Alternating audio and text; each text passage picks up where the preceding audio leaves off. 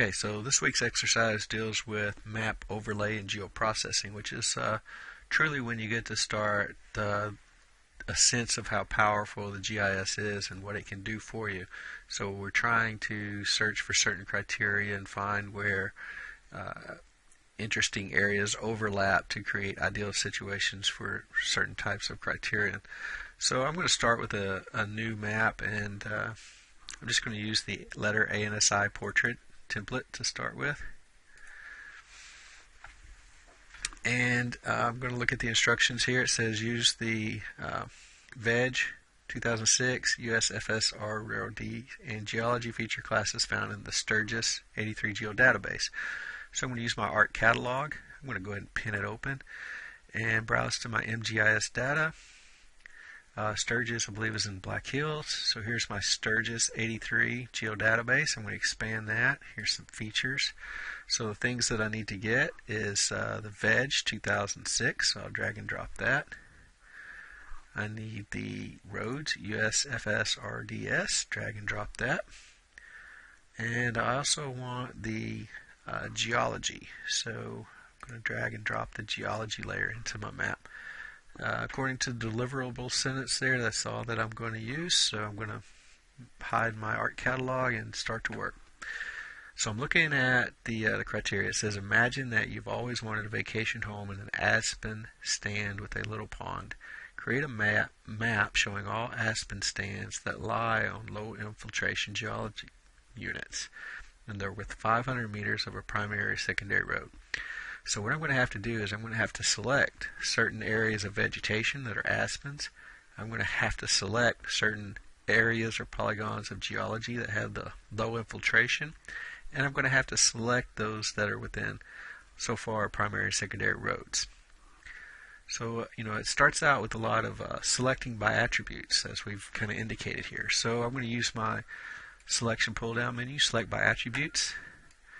And I'm going to start with that first criteria. I'm going to try to find all the areas of aspens. So I'm going to use vegetation. And my cov type, COV,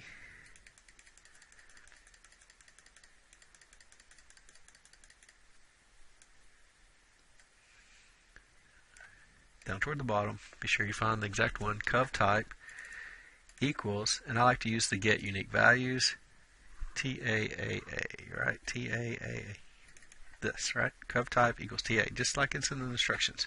So pick OK. And if we switch to our show by selection, we see there are 88 polygons in the vegetation layer that are aspens. So that's good. And now I'm going to try to find the low area infiltration. So I'm going to select by attributes again. This time I'm looking in the geology unit, and I'm looking for infill equals, and again I'll pick the get unique values, low. So pick OK. And now I've got 16 geologic units and 88 vegetation units. So what I need to do now is determine which of those are within 500 meters of a primary or secondary road. Now I want to take a close look at the roads and see if I can figure out which field tells me whether it's primary or secondary. So if I look through this, I see this type. So I can see PS, PR, S, PR. So there's some roads that are not P or S. So I don't want to look at all the roads. So again, I'm going to select the primary and secondary roads by attributes. So I'm going to select by attributes, this time from the roads layer, and the road type equals get unique values. I want to search primary, or if the type equals secondary.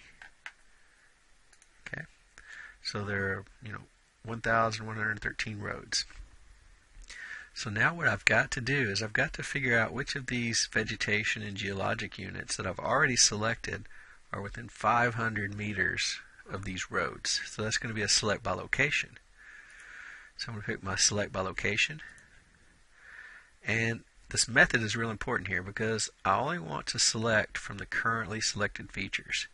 I don't want it looking outside of those that are already selected. I only want it looking at the 88 vegetation units and the 16 geology units. So if my numbers come back bigger than 88 and larger than 16 in this, I know I've done something wrong. So I should be reducing that down.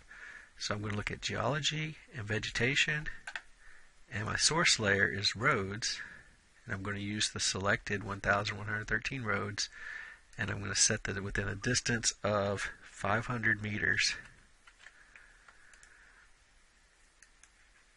So when I pick OK,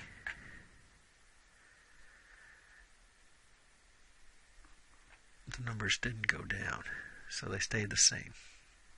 Okay, so they were all within that distance of the road, so it didn't make a difference. The numbers didn't go up, they didn't go down, they were all within that road. I think we did it correctly, everything's good. So next thing I want to do is find out where this geology and the vegetation overlap one another. So where both those cases are true, these are the area of lands that I would like to build my home on. So this is going to be a geoprocessing step. So I select geoprocessing, and this one is going to be intersect. So it creates, as the graphic shows you here, layers where the two overlap one another.